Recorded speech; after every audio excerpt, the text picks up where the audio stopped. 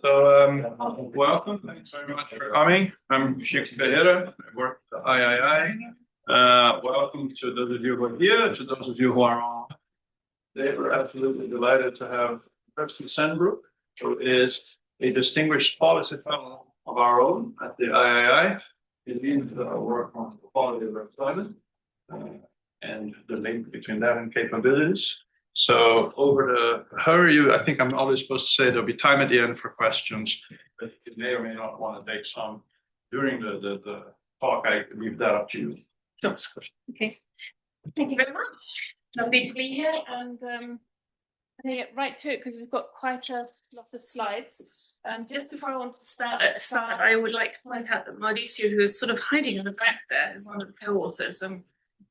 Fortunately, he's in London this month, so we thought we'd take advantage of his visit to present. My latest research assistant is also here and present. I'm resorting to child labour now. So just by way of introduction, all of you will have heard about the future of work and how technology is changing labour markets. We're getting more and more used to headlines that I sometimes think are designed more to garner attention than that they are based on real fact or research. A lot of the research that Chris Pissaridis did a review of the future of work recently. And one of the problems that we have with the research is that by the time you've undertaken it, it's already out of date, let alone by the time you've published it. And there are very different opinions about the impact. The other thing is we all know that there are already existing problems with labour markets, informality, people with precarious work, people who can't make ends meet. And it feels a bit like we're being hit by these technological changes without ever having resolved any of the problems that we've been dragging around for decades. And on the future of work or AI, the impact of AI, there are very different opinions. So Jamie Dimon from JP Morgan at the World Economics Forum recently said that we have to slow down the rollout of AI in order to save society. And Jensen Huang, the CEO of NVIDIA, has a completely opposite opinion and thinks that AI will create more opportunities and more jobs than they will cost. So there's massive disagreement on the impact of technology. There is one thing that we can probably all agree on, and that's the fact that it will generate massive change. There will be job losses, there will be displacement, there will be new opportunities. And almost all analysts of this topic agree that at some point the state is going to have to become more active in terms of its policy making process. So the question really for this talk and this is basically the presentation of our book, of the first few chapters of our book. And one of the questions we ask is whether the capability approach can help us think about these challenges, in particular, because it's pretty obvious that technology will generate new distributional issues, potentially exacerbate existing inequalities, and so on.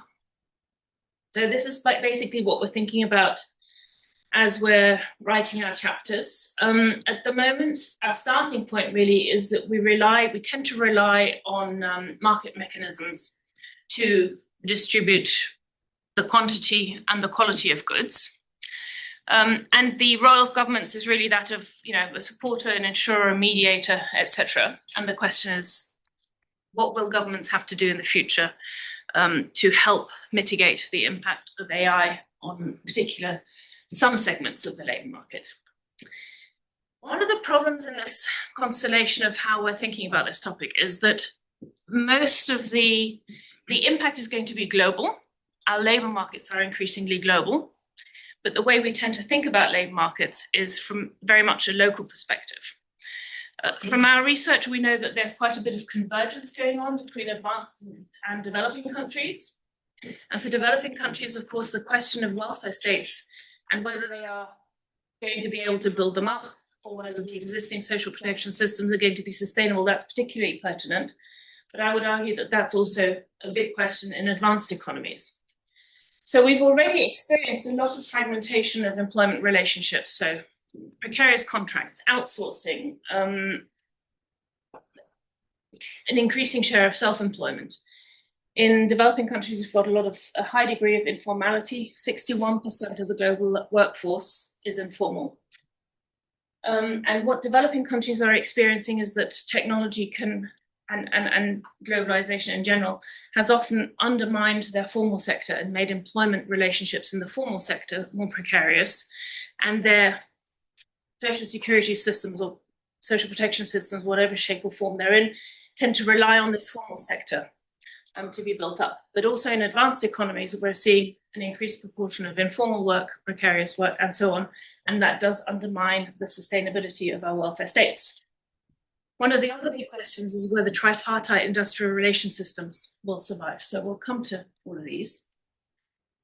What does the capability approach contribute in this context? So most of you will know that the capability approach changed the way we think about human development and took our focus away from looking at GDP per capita to a broader range of variables. And Sen developed it, first of all, he developed it on 3 levels. First of all, as a framework of thought. Second, as a critique of existing theoretical approaches to welfare economics. And third, as a potential framework for interpersonal comparisons. Although he himself didn't operationalize his approach, other people did. And what we did in the first chapter of the book is we decided we framework of the capability approach in labour market, and then we realized, well, there's actually a lot of material here, a lot of things that haven't been done. Our short chapter turned into 2, then 3, then 4. So now we have quite a big, substantial theoretical section. That's the first part of the book, and I'll focus on presenting those today. And to begin with, the problem with applying the capability approach to anything really, but to labour markets in particular, is that Sen really didn't write about work and employment from a capability perspective. He often mentions work, he often mentions employment, but he didn't actually apply his own approach to employment. He treats it mostly as a resource in his work.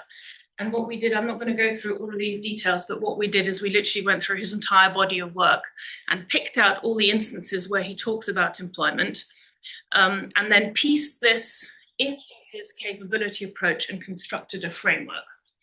So this is an entire chapter, and there's a lot of detail, but also we have to resort on a lot of other authors to complement the approach. So Alkine Foster, for example, for everything to do with operationalization, measurement. We've used a lot of the work by Joe Wolfe and De Chalet on clustered disadvantages. Ingrid Robeyns' work is absolutely key, and so on. What you actually end up with is the capability approach is always a bit of a puzzle because you have to draw bits and pieces of work from Sen. But when it comes to employment, you have to do this even more so. So what we've done in the first sort of part of the book is to actually piece it all together and create a coherent employment capability framework. Now, once you've pieced it together, the question is how we can apply it. So the key thing about it is that it moves our debate from resources to capabilities. And when it comes to labour markets, that means we're not just looking at work and at wages, but also at what we can achieve with jobs, with work. It certainly strengthens discussions of employment in a context of social justice, where I would argue that it's a neglected topic. One of the nice things about the capability approach is it's quite sort of fungible. Some people would say fuzzy. It's quite pluralistic. You can incorporate ideas from other theories. You can use it to critique other theories. And so we've put a lot of this together also with input from other theoretical sources. One of the key advantages of the capability approach is that it's both inclusive and global. And this is really important in the context of labour markets where most of our theoretical framing comes from advanced economies. So to have an approach that comes from the global south, that comes from developing countries, that's global in its outlook actually makes a huge difference. And the fact that it's inclusive is also really important because the way we have for centuries since the Industrial Revolution have approached labour markets is basically with the idea that capital and labour are opposed. We have tripartite relations, which I mentioned, and anybody who's not in that system is excluded by that theory. So again, the capability approach is a different perspective in that context. It also has a very strong normative component in that it focuses on the most vulnerable workers in the labour market. As most of you probably know, there's a mathematical articulation of social choice theory and so on that helps us operationalize the approach. Now, what this actually gives us, I'm sort of hoping I don't have to explain the basic tenets of the capability approach of how you get from resources to functionings and capabilities, or capabilities and functionings. Can I assume that most people have sort of at some point come across the capability approach? Yes? Okay, good. All right, so this is the original model that's included in sort of all of the textbooks. You have a resource, say a bike or a job. You have personal, social, or environmental conversions that mean that you either have the ability to use your resource or not, which generates a set of capabilities or freedoms, as Sen calls them later. And then you have your own agency and you make a choice as to what you do with these freedoms or capabilities, and you achieve a functioning, and there Sen defines functionings as beings and doings that we have reason to value. So not just anything, but there's this normative component to it about what we value. Now, if we applied this to work, the basic resource that we all have is our own labor power. This is what Sen talks about in his work in an entitlement exchange. We have our human capital, education, skills, etc. We have a series of conversion factors, which can be our age, ethnicity, and so on, social norms, legislative frameworks in which our work takes place, and so on. So these are all of the things that you would think about normally in terms of constituting the labour market. And environmental issues as well, geography, location, and so on. We then have the capability to either work or not work, support our dependents, and so on. And we take certain choices and we end up with a particular job with which we can achieve certain functioning, so earning a living, developing our capabilities, having a formal contract, having a stable job, and so on. And what we're trying to express in our chapter is that this is really quite a circular approach. What you achieve, your achieved functionings in the next round actually become your resources, and you develop dynamically over time with that. So that's not often discussed in the capability approach very much, but in the labour market in particular, if we're looking at employment trajectories over time, this is a really important issue. Any questions on that before I go on? That's just the sort of basic framing. I'm skipping over a lot of stuff. The real issue, and what hasn't been written about so far, is how labour markets are different from other spaces of human development. So as you've probably all come across Sen in the context of poverty, there's a lot of his work used on education, health, and so on. And we argue that markets are very different because they're a market. They're based on a market. They have an instrumental value, much like education, your wage. Sure, but employment, as we all know, also has an intrinsic value, also like education. But all of this takes place in a market. So it's very different to something like health, where you have a budgetary constraint and that you then decide how to allocate resources and develop people's health capabilities. In a market, that's not a distributive decision, it's the market that allocates resources or jobs, and there's a supply and demand model here. So the basic problem is you can decide to improve, for example, minimum wages or the employment conditions of a particular group of workers, but the risk is always you might generate unemployment. There are trade-offs in this market. So you have to think about those. And one of the things that the job quality literature that has worked extensively on these topics, that they don't do very well, is they often forget the fact that they are talking about a market context, and that just improving conditions without considering their implications in the wider market, that is often neglected in this context. And you've also got distributional issues, the local labour market versus the global labour market. Deindustrialization being a key one. AI is likely also to generate new opportunities, create big shifts in the labour market internationally. So this market framework, of course, is very, very different for employment compared to other areas. So in health, if you invest, for example, in the health of women, if everything else is the same, you don't expect the health of your men to deteriorate. So here we have to deal with trade-offs that in other areas we don't. And in this market logic traditionally also overrides concerns for social justice, especially in the policy space. So the whole process that we've been through with industrialization, for example, exemplifies that. We've let entire regions decline, and now we're wondering what on earth to do. This tripartite space has also changed very much in recent years. We've been talking about this since the Industrial Revolution. We've been talking about asymmetric powers between the social actors in the labour market. This is again something that distinguishes the labour market from other spaces of human development, where you don't have these opposing, potentially conflicting interests of social actors to deal with. Along with that come questions of perspective. What matters here? What the worker wants, what a firm wants, and what the government might need to sustain, for example, a welfare state, can be very different. So how are you going to measure this? Whose perspective matters? The same thing goes about the directions of our variables. So with poverty, it's quite obvious that less poverty is better, more income is better, more health, more education are generally considered to be better. In the labour market, how do you do this? This is a debate. This is where the different perspectives of the social actors tend to contradict each other. And so that's a whole issue that we need to take into account when we're applying this in practice and operationalizing this approach.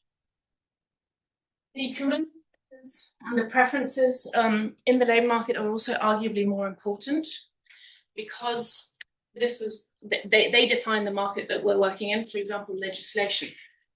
And again, in labour markets, we are used to the fact that legislation gives you very, very different rights, something that in other spaces of public policy we wouldn't tolerate. So imagine going into a hospital and somebody says to you, oh no, you haven't got a permanent contract, you're not entitled to the same health benefits as the next person. Well, that's in labour markets, that's what we do every day. Informal workers, formal workers, of course, are a very, very obvious example. And we just take this for granted, in the same way that we take for granted that basically a labour market is ruled by human capital theories and meritocracy, which justify inequalities in a way that they wouldn't in other areas of human development, with the exception of education, probably.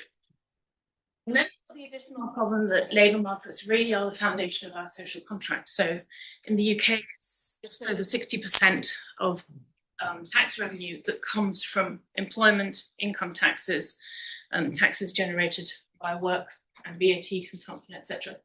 So if employment deteriorates in terms of its quality, or if changes affect the labour market, say, for example, you have more self-employed workers who pay lower national insurance contributions, who pay lower levels of taxes, then this really affects basically the entire construct of our welfare state.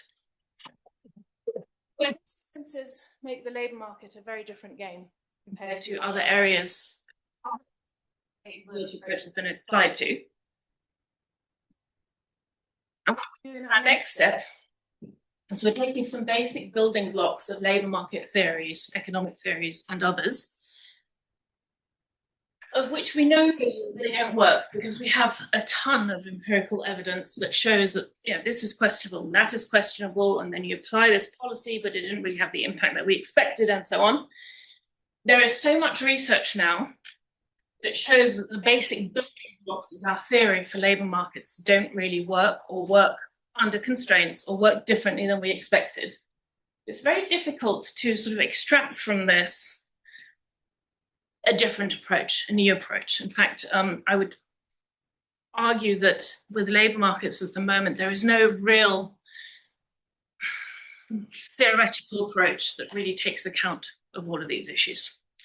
And what we're going to do with our employment capability framework, which I sort of described in a very, very abbreviated form, is to organize some of these ideas, organize some of this empirical evidence, and see where that takes us in terms of whether this can help us think about the labour markets of the future and the technology that will disrupt our labour markets.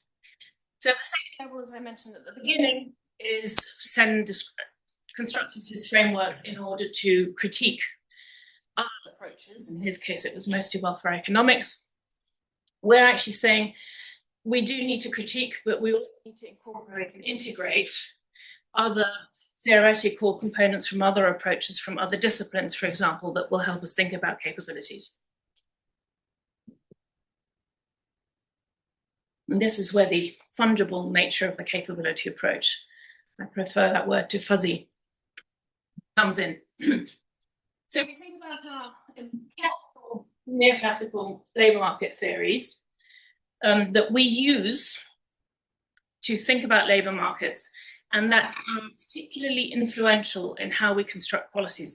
So we're not just doing this for the sake of playing around with theories and questioning theories. We're doing this because we see these theories have an impact in how public policy is constructed. And then we see that those public policies don't always work the way they should. So the obvious sort of labour market theory to start with is supply and demand. And incidentally, we took these from the modern labour market textbooks, added some things, but basically this is sort of the structure that if you're taught labour markets 101 as an economist, this is what you will be looking at. Supply and demand is the obvious one, and the outcome is wages and the quantity of jobs. And then the question we're asking is, what does the capability approach add to this perspective? So unlike Sen and welfare economics, we're not just saying this is all wrong. We know that these principles exist and that they function in the labour market. But what does the capability approach add in terms of the questions that we should be asking about labour markets? And of course, the question that comes up first is, what can workers actually achieve with their wages, with their employment, with their job situation? There's a traditional emphasis always on the instrumental value of work. What we're emphasizing is you need to think about both the instrumental and the intrinsic value of work. So there are entire new literatures that are coming out about meaningful work, etc.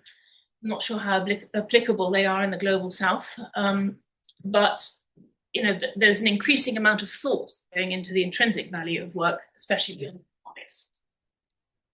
I mentioned the meritocracy and the fact that legislation justifies inequalities. Well, a capability approach would raise ethical and distributional concerns here. Is it ethical to treat somebody on a zero contract so differently from somebody who has a permanent contract? Outsourcing versus non-outsourced workers, etc. Sehnbruch wrote an article about human capital theory and said that we should replace this with human capabilities theories. I think that's quite an obvious step. So again, education and human capital is not just instrumental. We should ask what are we able to do and be with that. There are theories of compensating wage differentials which I'm still not very clear about whether they actually exist. They exist in some very small cases, they exist in some circumstances, but this is a really influential theory for labour market economists. We recently did a study on Europe, on actually 32 countries, looking for compensating wage differentials in a survey that has really detailed questions on employment conditions. And the only place where we really found that they exist consistently is in Denmark for workers with short-term contracts. So beyond the question of whether these compensating wage differentials really exist, the employment capability framework would, of course, raise ethical concerns. So if you remember, for example, the 33 miners in Chile that were trapped for months underground, those miners knew that that mine was risky. They were paid a premium to work there, but they got stuck underground. So is that a trade-off that's ethical? We also talk a lot about matching theory, frictions in the labour market. Most of the theory is about efficiency. And of course, the capability question would be, is the match capability enhancing? This is really important in the context of social policies that drive workers into work. This whole welfare to work approach, the idea is to get people into work and find them the most efficient match. But whether that match over the long term for the person concerned is the best capability enhancing project, it's a very, very different question. And what we're finding, for example, with universal credit in the UK is that absolutely it's not. But that program was designed with this in mind. We also continue to assume rational choice and utility maximization in our labour market models and papers, which fail to consider conversion factors. I sometimes have to laugh when I look at papers that just consider men and women as though they were exactly the same. That's a sort of thread that goes through all of the both theoretical and empirical literature. We assume that preferences are revealed by what we do in the labour market. And of course, if you consider conversion factors, then you realize actually they probably aren't. So the opportunities in the labour market of a woman with children who has childcare responsibilities, we know are different from somebody who doesn't have those responsibilities. And yet often we treat them as the same, both in our empirical evidence and studies, but also in the way we approach policies. In terms of earnings distribution, of course, we focus on the distribution of wages, but we would argue that it goes from a capability perspective. We should focus on a whole range of factors related to job quality, employment conditions, and how they are distributed. And importantly, and this is why we also question compensating wage differentials, the fact is that often poor employment conditions come together as a package, compounding your disadvantage. And good employment conditions, conversely, compound your advantage, because they also come together. So this is, again, something that we don't tend to take into account a lot. The same with institutions, segmentation theory, industrial relations theory. All of this is developed with reference to advanced economies, and the capability approach just adds another step, adds a perspective, adds a normative perspective, and asks slightly different questions. And those questions, we argue, are very, very relevant to policy making. Interestingly, feminist critiques of economics often articulate these critiques. The reason why we have this sort of little puzzle slide up there is because there's a lot of literature that questions these theoretical assumptions. But you end up with, you can't see the wood for the trees because there's so much evidence, and to try and find your way through it and find some kind of a systematic approach is actually quite difficult. So that's kind of what we're hoping to achieve with our capability framework. We can do the same with other disciplines, sociology being a key one. Here too, we always began with this distinction between capital and labour. We have an entire tripartite industrial relations system that builds on that, and we assume that people can collectively organise, which 61% of the labour force globally, by definition, can't. And even in advanced economies, the share of people who can act collectively and organise themselves to bring about change is a decreasing proportion. There are a lot of studies on unions, just before people ask about this, that always say that there is this case of a union that successfully organised that, or the Amazon workers here in this particular location or this particular warehouse, such and such. Those are all encouraging examples, wonderful. But they don't the entire labour force. And the problem is that the tripartite system excludes too many workers ex ante, beginning with self-employed people, people who are excluded through their precarious employment conditions, and so on. We've also started to look at some sociologists like Bourdieu who have conceptualized what Sen calls conversion factors much, much more comprehensively. And one of the beautiful sort of attributes of the capability approach, at least in our view, is that we can now bring these into one single framework. Questions of identity, questions of how people conceive their work in terms of the contribution it makes to society as a whole, how people think of themselves in terms of social class and how that affects their labour market outcomes. That will go into this framework. And then, of course, psychologists have contributed an incredible amount of literature that shows how employment conditions affect people's mental health. Over the decades, we've done a lot of work on occupational health, but we tend to mean physical health. There's been a lot of regulation of these issues. We assign different insurance premiums, for example, depending on the jobs people do. So we know a lot about the physical health, but we focus much, much less on the mental health and where that takes workers. And of course, these are often also really related to other factors, such as whether you feel that you're making a contribution, your identity, and so on. And then the whole legal issue that Simon Deacon has worked on very extensively is a whole other framework. So often the labour lawyers who contribute to this debate from the perspective of a capability approach, we tend to forget about the fact that this is happening in a market. So that's one of the reasons why we have to bring these things together in the capability approach and start asking questions about capability approach, but in the market context, not as though we were on sort of some utopian fantasy planet. I mentioned earlier on that the labour market is the foundation of our social contract and our welfare states. Welfare states, although were designed to partly decommodify labour, so specifically so that workers work commodity in the supply and demand exchange. What we're adding here is the affirmation that decommodification is absolutely not the same as generating capabilities in the labour markets. And we're also emphasizing what we've begun to call a tipping point in the labour market. So we've had decades of recommendations about flexicurity, for example, flexibilization of contracts, and then the welfare state will pick up the bill and provide the necessary security so that firms can hire people flexibly.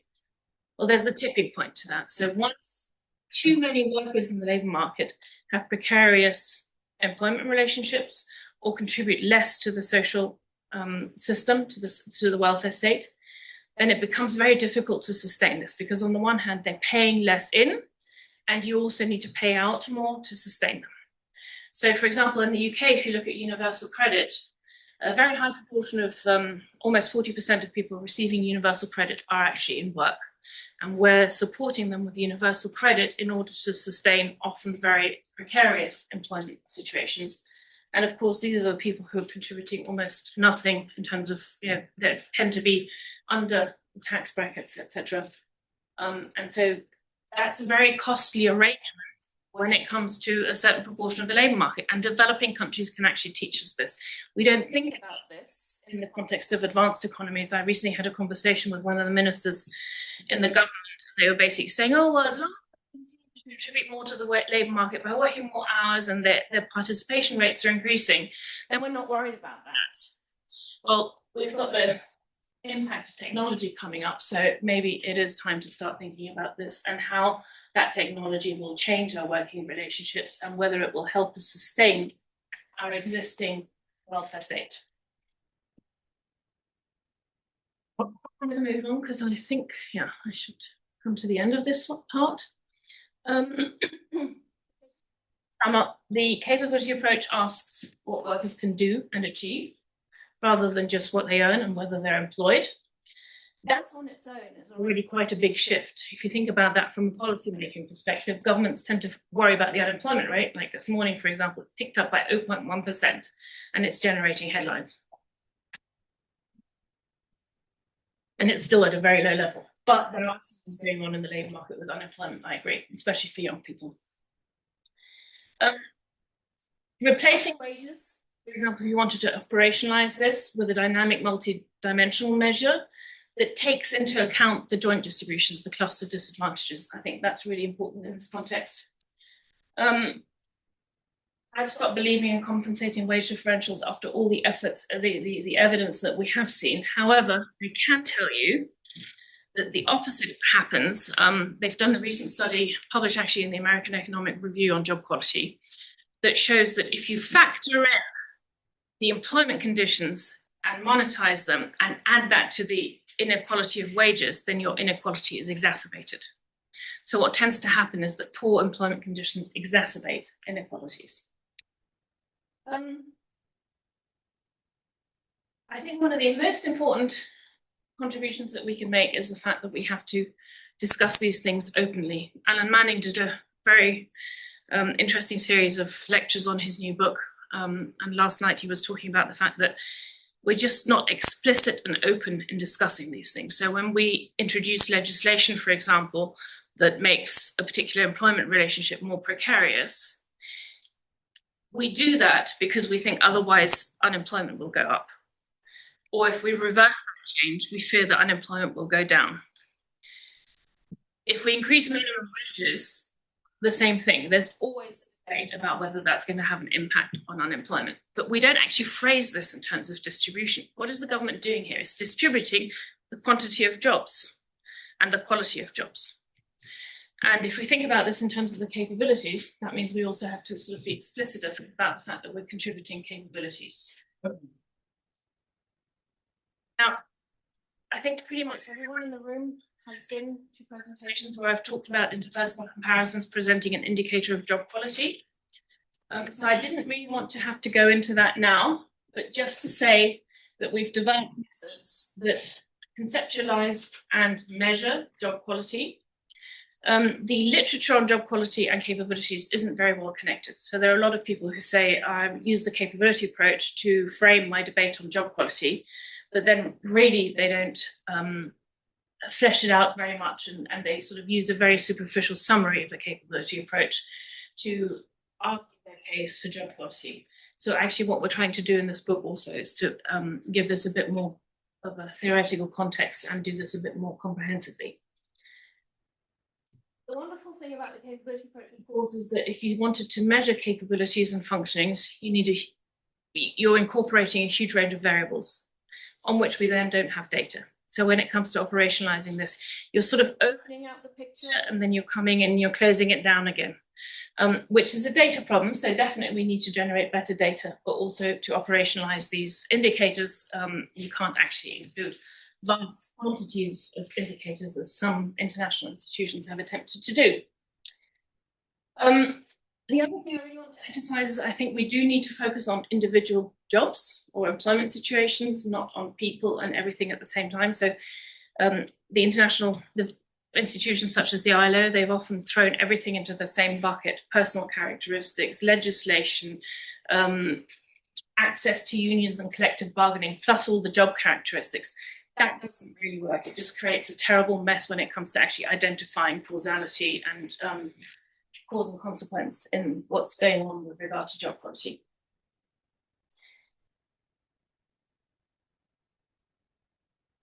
And then just finally to say that the job quality literature in itself also comes from advanced economies. And so we assume relationships, we assume a whole range of employment characteristics that in many parts of the world don't exist. And that even in advanced economies, people in precarious jobs don't have access to. So the normative approach that's incorporated in the capability approach actually emphasizes the fact that we need to focus on the best vulnerable, and that's where our measures of poor quality employment have come from. Because I've presented this on a number of occasions, I don't want to bore you with the sort of same slides. I'm not really going to go into this in too much detail, but we did do a sort of brief, Mauricio did a wonderful scope as such of which employment characteristics come up the most in the literature. We've grouped them into sort of 5 clusters. The list is practically endless. So this is just to say, if we were to measure all capabilities and functionings, we might have a list like this. This is practically what the ILO does. But of course, this is then in practice not measurable. And we've put some of the indicators that actually exist internationally into this table, just to show you, for example, the ILO's decent work approach. It took me 3 days once in Geneva inside the ILO to find the one guy who had this list on his computer. Because generally, if you ask somebody from the ILO, what does decent work actually mean and how do you measure it, they won't actually have a ready answer for you. And that's because they have 71 indicators that they're focusing in embedded. And other UN institutions aren't doing a much better job. Many others have reduced the number of indicators, but are then using dashboards, which you can't really use for policy making.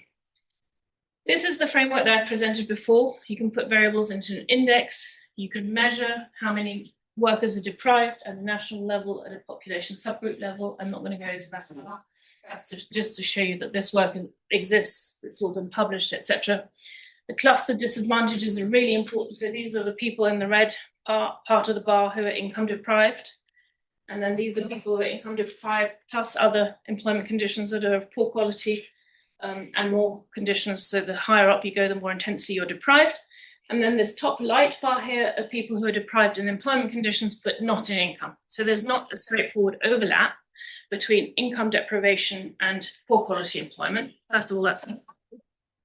And second, just looking at income wouldn't take account of these joint informations, which is probably one of the biggest contributions of the capability approach when it comes to operationalizing it.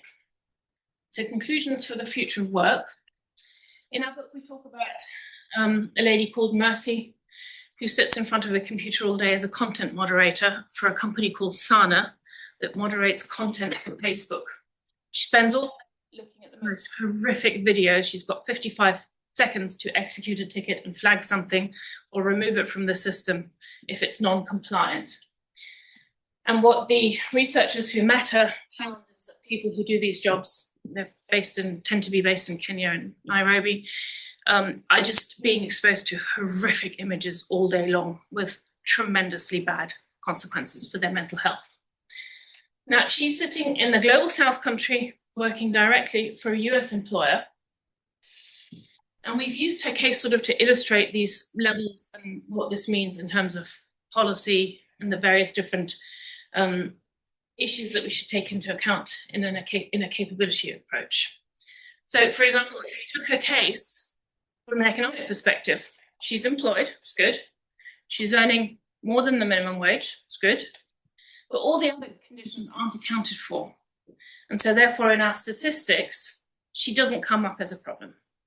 So that's, if I can put it in a nutshell, that's the key issue that the capability approach points us to, which sort of traditional approaches and measures. So remember, it's not just about how theoretical approaches to labour markets, it's how we measure them at the end of the day. And most countries have really good data on unemployment, on wages, on how many people are participating in the labour market, and not very good data, if any data at all, on the rest. So that's where we're coming from with this. And with the operationalization, the papers that we've published, they pretty much show this very succinctly. The previous slides that I showed you also show this.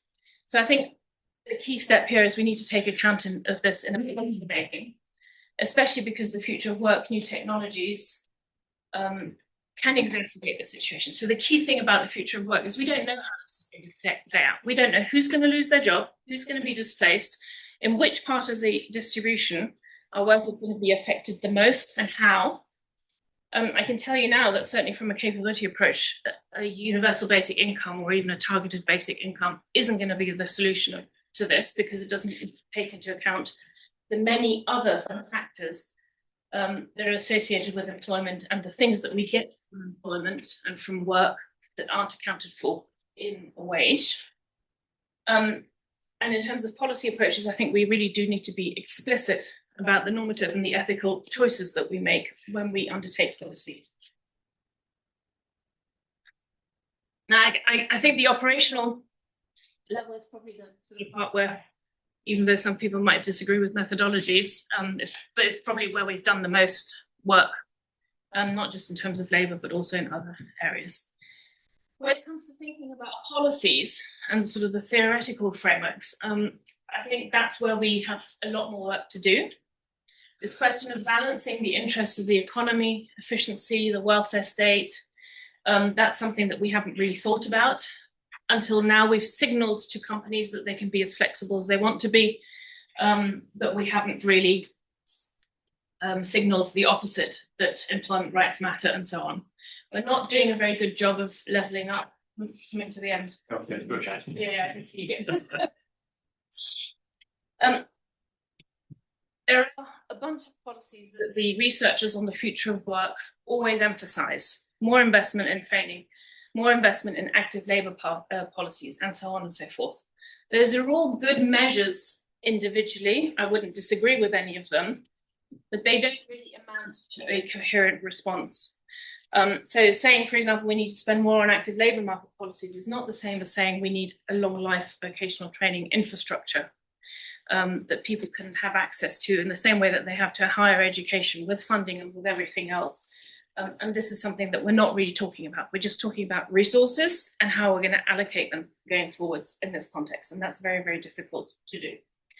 So there's a whole range of suggestions that we're beginning to develop in the book about potential policy alternatives that take into account the distributive impact of the future of work and technologies. And then at the framework level, I think those are the broader issues, thinking about workers as thinking of employment as a vehicle for generating capabilities and a flourishing life, which is just something that in the context of labour markets we haven't done. We've done this in many other areas of human development, but not in terms of the labour market. So I'm going to end it there.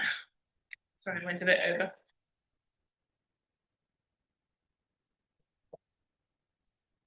Thanks very much, Kirsten. Questions from the room first, and then we'll see if there's anything online. You can pick who. Yeah, should I take questions together and the end of time? Go ahead. Thank you so much. That was really interesting.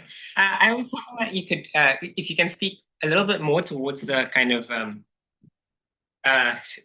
productivity and employer side of it. I saw you had a little bit, and then you kind of had to go on because of time, saying about capital and labor can be reconciled by the common good. So maybe just speaking to that, because to me, one of the main things that differentiates the labor market in terms of other aspects of the capabilities approach is exactly this intertwining between the productivity, employment, and wage. And kind of basically incorporating the employer and output side of it. I mean, obviously, thinking about, as you say, trade-offs in terms of, could think about the kind of capitalist relations or kind of rate of exploitation, or all these things that are obviously very relevant for the workers' welfare, but also then it has huge impact on output, which of course comes back towards, through the state and through the work itself, on workers' welfare. Yeah. So actually, there's my answer has two levels. The first is on the company level. There's a lot of debate about how to enhance worker capability, and we have an entire management literature on how to help workers make more productive, improve conditions, and so on. That literature doesn't extend to global labour markets, and even in advanced economies doesn't extend to the whole labour market. But that literature gives us some very valuable clues about what helps, what works, what doesn't work. At the more global level, I think the issue is, at the moment, we're looking at this from the perspective of the trade-off in individual sort of decisions, minimum wage versus unemployment. But sitting people down together and thinking, how can we prevent, like the CEO of JP Morgan was suggesting, how can we prevent the future of work generating a societal impact that will ultimately lead to revolution and collapse? I mean, that's a sort of really dark scenario, and I'm not saying that we're heading necessarily towards that direction, but I do think we need to sit down and think about these things. All of these policy measures that I've put in sort of the final slides that I've had to skip over, require collaboration between the social actors. The problems that we have in developing countries, of course, is that the firms, the large firms, and the productive part of the economy are a very small proportion of the labour force in those countries. So that's partly why also the role of the government has to be much, much more active. But the key role of the government is that as a convener to sit people down and think, okay, which direction are we going into? For example, if headlines tell you that technology has, I don't know whether this is true, but Morgan Stanley published a study saying productivity as a result of AI had increased by 11.6% in the UK. At the same time, they were also saying how many jobs it was going to cost. So if that productivity gain happens, and I'm not sure it really is, because I haven't seen it yet in the official data, then we need to think about how we're going to distribute this. Are we going to arrange it so that everyone has a job, or as many people as possibly can have a job, but potentially work fewer hours? Are we going to pay them more to make up for that? These distributive arrangements are, I think, the debates for the future. And that we have to do them with all three social actors, employers and workers. But the government has to take a leading role in that. Mike? Thanks, Kirsten. Yeah, I sometimes say we need more big picture thinking in social science, and it's fantastic to get these really fundamental issues.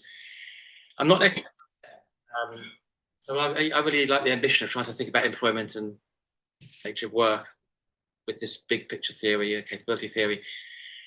Is the implication, though, and this kind of links to your point about UBI not being the answer, because one of the arguments of proponents of UBI is, we don't need employment really to have our capabilities and our functioning flourishing. It's, if we can get it some other way, why can't we just do our artwork? And so, are you saying from the capability perspective, we should be thinking about employment as a key? This kind of goes back to the Marx's alienation and stuff. It's one of our key capabilities, and so if you just the obvious and most easiest answer is if you give people unemployment insurance so that they don't have to work, it may replace their wage or not in the UK. So we don't have unemployment insurance, but in those countries where you have generous unemployment insurance, right? People's well-being still deteriorates because their identity has been taken away from them, their network, their time structure. We get so much more from employment that is not captured in just the wage. So if we just think we can replace employment with money, that's not going to work. At the same time, we need to think about how much do we actually have to work, and people have been asking this question. So to get full benefits of work, how many hours at a minimum do you think you have to work in a week? Anyone want to guess? To feel that you're part of something, to feel that you're contributing to something. 8. 20 is too much. Up the curve of how many hours people work, well-being after 8 hours doesn't actually increase. Whether that would work out in practice is another matter, but at least people have thought about it and have thought about the experiment. So the key thing is you have to be part of something. You're part of a society. If you take that away from people, and it's not enough to say, I'll pay you a UBI and you can go and do some painting by the seaside. I don't think that would work either, because we're renouncing a social project, and that's in our DNA, from... Stop. But you can work without being employed, can't you? The kind of emphasis. You can work without being employed, but I'm not sure that that would be extendable to the entire workforce and enough people. So there's lots of voluntary workers, and one of the examples we use in the text is National Trust workers. They have millions of volunteers, but that's different, and they're at a different stage of life as well. So we have a question online, and then I'm going to sneak in one of my own, if that's okay. So I'll ask 2 questions now. So first I'll read the question online, which is from Stuart Wilson, who asks, you've used the word flourishing a few times. Mm-hmm. Are you referring to any particular definition of flourishing, or is it just a general concept? So that's it's back to Aristotle and all that, but you'll get there. And then my question, Kirsten, is I think there are many things, but there is one aspect of what you're doing which really is really important and fundamental. And that is to, and it's very salient, of course, but it is to question the idea of consumer sovereignty in economics, right? In economics, very often when you start in your first lecture, is a little picture of a consumer who is king, right? And the idea is that utility comes from consumption. And there's some disutility from work, but really, we should design, and it's a powerful idea, we should design the system so that the well-being of consumers is what matters. The well-being of workers is secondary. Workers are also consumers, and they should only matter as consumers. And what you're saying is, no, you get a lot of flourishing from what we do at work and how we do it at work. So, there are these other dimensions and so on, and I like that a lot. I think it's very deeply very important. Now, is there a way we can rescue the importance of that and preserve it without ending up discussing weights and dimensions and weights and the things that have dogged all of the applied sense stuff, which, as you said, he didn't go there. He didn't go there himself. He is a very smart man. Other people who did go there, very little has come of it. And there is on the poverty side, there's the human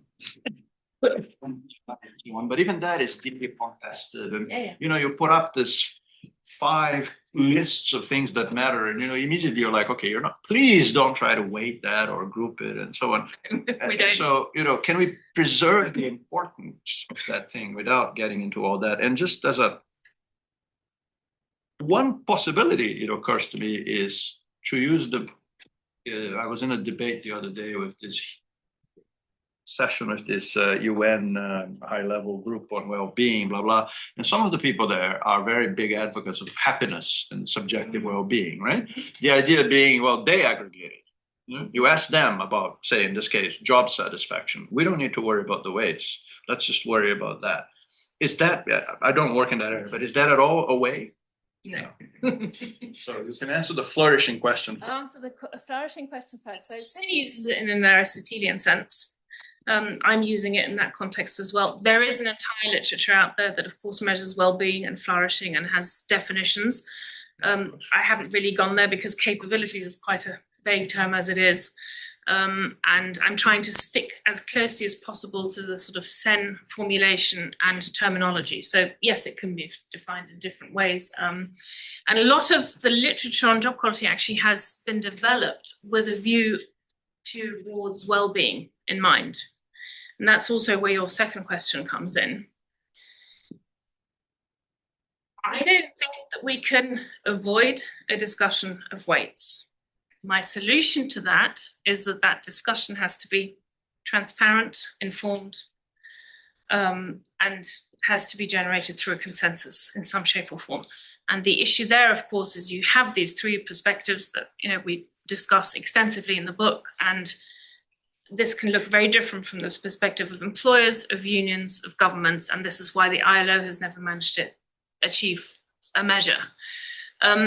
The reason we're picking the government perspective is because we're saying if we don't take their perspective into account, this whole house can fall down. So the government's job is to ensure sustainability in some shape or form. If we, for example, the typical example that we have in developing countries is that somebody doesn't want to contribute to social security systems because they don't believe in it, or they're going to steal my money or whatever. Well, you're never going to build up a social security system. At the end of the day, who has to pick up the bill? The government. So that's why we're taking a government perspective above worker preferences, firm preferences, union preferences, which all of which internally also have, of course, contradictory perspectives. So, no. I think you just have to arrive at those weights through some shape or form of consensus. And I don't think we're ever going to resolve this question. I comes up every time. The reason I don't believe in job satisfaction or happiness for this is because of the adaptive preferences. And this again ties in with the government perspective. So, I don't know how many workers I've met who've been in the most precarious employment circumstances and who are yet very happy. And you can achieve happiness in two ways. You can lower expectations, and then if things deteriorate, people are happy anyway. Or you can actually improve things. And if you do improve things, then 5 years later, you're going to find you've got the same happiness statistics. They vary, especially with job satisfaction. Happiness, I know I don't have the data in my head as much, but with job satisfaction, you can look at objective job characteristics and job satisfaction indicators, and they are not at all related across countries. The other thing is they vary very little across countries, and they vary very little across time. So you can have blips, but then they go back to trend. So, sorry. Thank you very much. Sorry, Maurice was very quick. It's not a question, it's just to complement the answer. Regarding the flourishing, there are two meanings of flourishing, one related to happiness, second one related to purpose. We are more in that way. And second, the nice thing of writing a book with different authors is you could have different opinions. In this case, in the last case, we have a different opinion. I think there are different measures, and all of them, they have a purpose. And sometimes you need one kind of measures that we like or we don't like, but for some purposes, I need to know the happiness, the well-being, the perception of individuals. Like it happens in fear, it happens in many other areas of human life and well-being.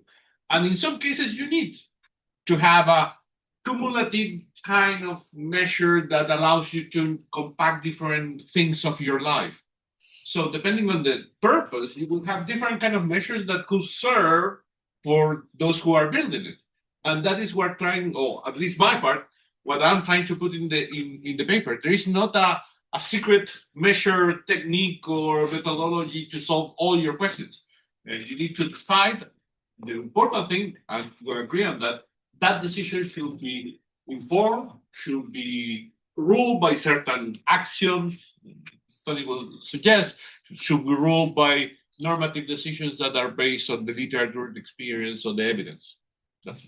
Just very quickly, if your concern is job quality, fine. For example, use a measure using a PCA and index whether it's data-driven, etc.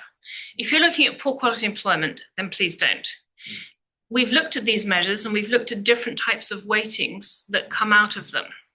Because this is a labor market and because this is economics, we can't have an indicator that ignores wages. Wages has to be a big part of this. If you have a PCA method, well, then suddenly you have outcomes where you see actually the variable wages is weighted almost nothing, whereas autonomy has 37% of the index. So that doesn't work. Else completely. PCA, I'm not arguing for. Anyway, Yeah. Peter gives me a grade for chairing, and I'm going to get a very bad grade for chairing today. So let's end here. Thank you very much, Kirsten, for